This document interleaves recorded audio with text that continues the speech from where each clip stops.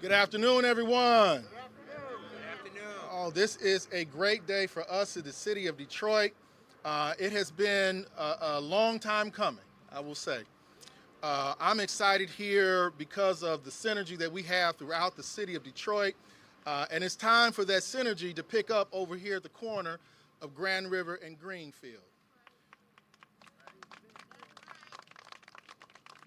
For more than 20 years, this building has been closed and has been dragging our community down. There have been a number of complaints that we've received in my office. There's been a number of complaints that have been received in the mayor's office. There's been a number of complaints that have circulated within our community, and there's been no change over the years. Many of us, like myself, we have great memories in this building. It started out as a Federals, and years later it was a Kingsway, and later on it finally wrapped up in 2000 as a Mammoth Building. And I talk about the fact that I actually have, my mother still has one of those little keepsakes that's airbrushed that says, "I love Mom."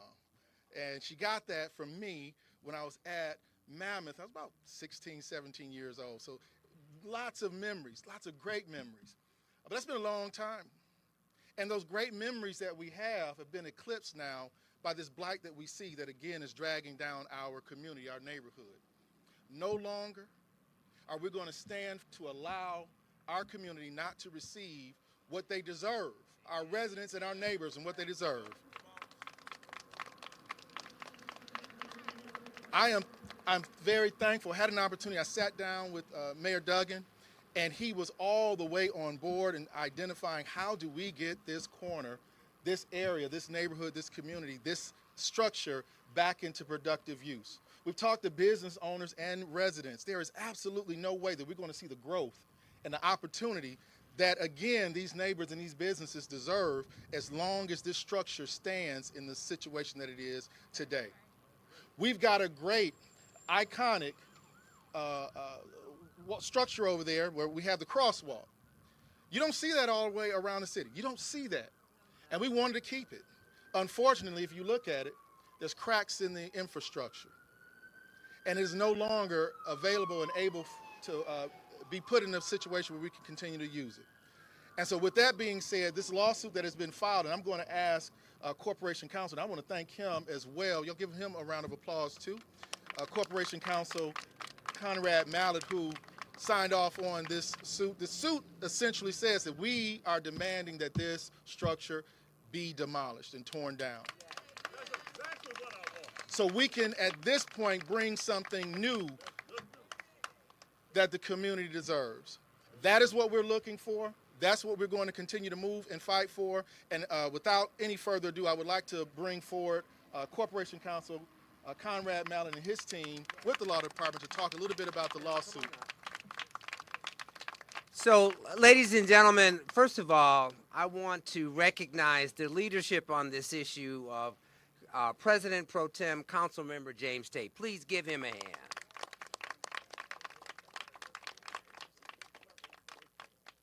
Councilmember Tate, Council President Mary Sheffield, the rest of the council people all worked with the mayor of the city of Detroit, Michael Duggan. We have something in this city that we call the M100. These are the 100 commercial properties in the city of Detroit that need to be torn down, either by the city of Detroit or by the persons who own the buildings. The Mammoth Building is an example of the kind of degradation that we've had to live with in this city for the last 20 to 30 years. You've got Perfecting on 7 Mile and Woodward. You've got the Mammoth Building on Grand River and Greenfield. For 20 years have stood vacant. For 20 years, no progress. For 20 years, no activity. That would not be the case in any other metropolitan city across the United States.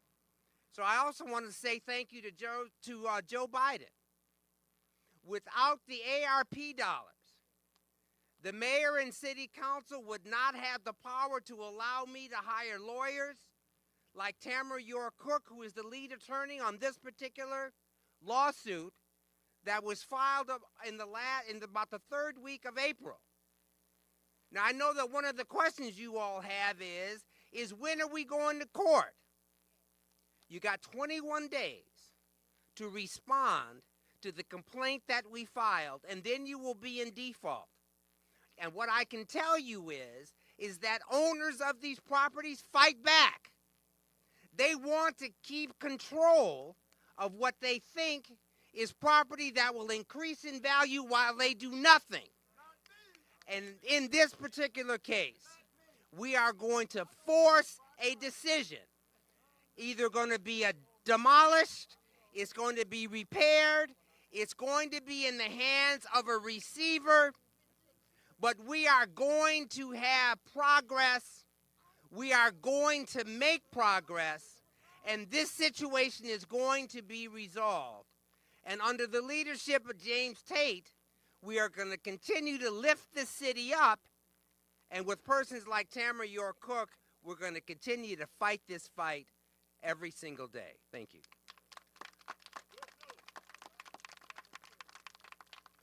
Thank you so much, Corporation Counsel. And as you see here, these are residents. We didn't have to pay them, didn't have to bring a chicken dinner or anything like that. We just literally made a phone call. We just let folks know that we have a concern about this building. There's a lawsuit, and as you see, residents showed up in droves. And there's folks behind you that you can't even see right now. And I want to bring forward a member of, actually the president of the Schoolcraft Improvement Association, Mr. George Perdue, who's lived in this area for a number of years, and he's going to talk about what the removal of this particular building would mean for the community and his neighborhood. George Perdue. Good morning. I'm thankful to be here, and I'm thankful for Council President Pro Tem James Tate and Mr. Conrad Mallett, who are initiating this action against this facility or this building that has been an eyesore in this community for many years. We're on the brink in this community of revitalization, and to hear this news today is great news because we want the best for our community. We don't want eyesores and blight in our community. We are moving forward in this community, and we just want to let you know that with the removal of this building, we see great possibilities, great things happening in our community. I don't know what it's going to be. I don't know what it could be, but I know it's going to be better than it is now with an eyesore. So we thank you for all the wonderful work that you're doing. Thank you. Thank you. You want to come forward? We got a business owner here. He's got a business located right over there. Can you picture this? So you can imagine the viewpoint and advantage that he has from his perspective. Yes, I've been over in this area since 1994. I actually had a business inside of this mall in 94. I've also had a business inside of 7 Days West. Now I have a business right across the street. When I came over here, they had big plans for this business over here, and that's what brought me over here. And this was like 14 years ago. Nothing has been done since. I don't care who does something, but as community, we need to feed off of each other. And I think it'll be good for the community for this business, this building to take off and have something nice for the neighborhood and the community over here. I think it'll be good for all businesses around here. And that's all I have to say. Thank you. And just for the record, that's Mr. Clayton Carter, who is the owner of Can You Picture This? And with that being said, ladies and gentlemen, we're going to take any questions that you may have. Anyone from the media, any questions you may have? Yes, sir. You join me?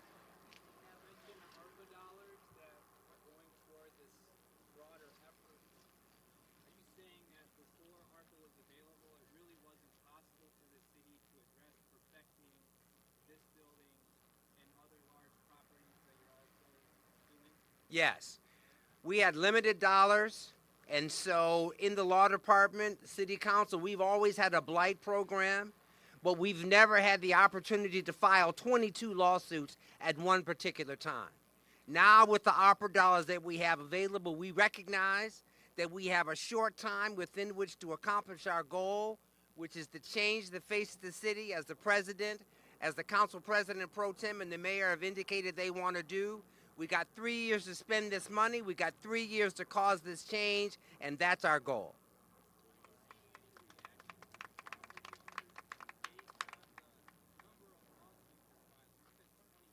$22.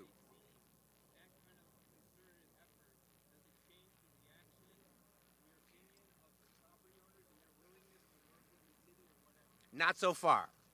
Not so far. So far, the property owners are resisting. So far, the property owners are pushing back, and they're fighting with what we call a motion practice. We file our complaint. They file their answer. They file a motion. We have to file a motion. I'll say this. We have our first court date on perfecting on May the 12th. We're going to continue to push forward, and you will not turn us away because we do have, with people like Tamara York-Cook, the capability to do the work, and because of President Pro Tem and Mayor Duggan, we've got the capability and the resources to get it done.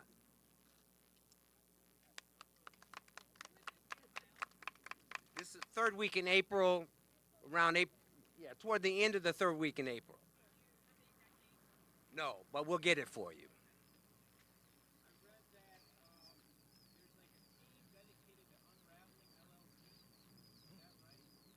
So, because all you have to do to establish a business in the state is file with the licensing and regulatory authority in Lansing. And so what people do is change the names of their businesses. There is a requirement in the law that when you file a lawsuit, you have to properly identify the person that you are suing, or else they can come in and claim, Your Honor, I did not have notice. And so it is a practice of property owners to move their property into one LLC into another.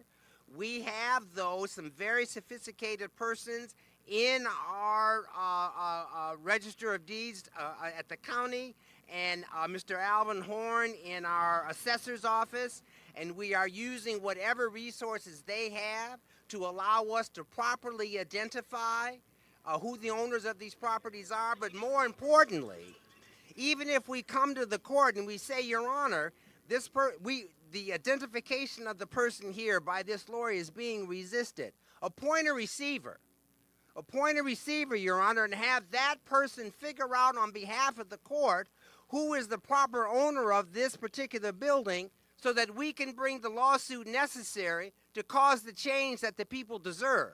So we've got a number of ways to approach this, and we're going to be in front of Judge Fazard on the 12th, and we had the first opportunity to talk about this receivership concept, not new, authorized both by court rule and by Michigan law.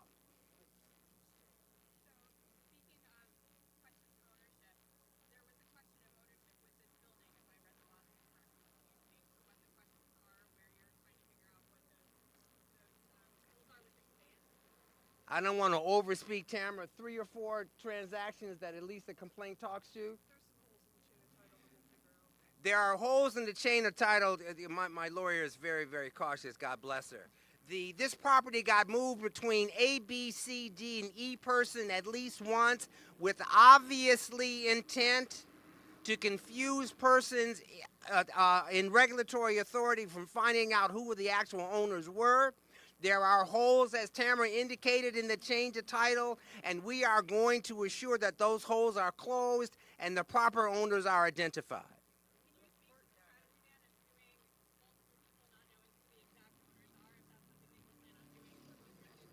Absolutely. You can run, but you cannot hide. You get sued at Wayne County. If we can find you to serve you, you've got to come to court and tell the judge it's not me. We'll be glad to take you off the list. Somebody needs to show up, and somebody will show up and say, I either am responsible or I'm not. And if the person that we found out is not responsible doesn't come, then we get a default judgment, and we're on to the next phase.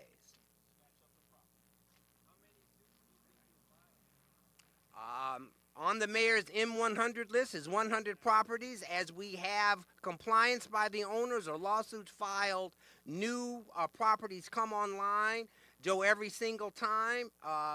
And so I'm hoping not many more, to be honest. This is not This is not how major cities ought to be operating, suing landowners in order to get people to comply with the law. Who has to do that? Nobody should have to do that. But we will. And so I don't know how many. What I'm hoping is whoever asked the question about you did, Joe, about the change and the modification of behavior, I hope that the behavior does get modified. I hope there is change. I hope there is progress. I hope there is compliance with the law. I'm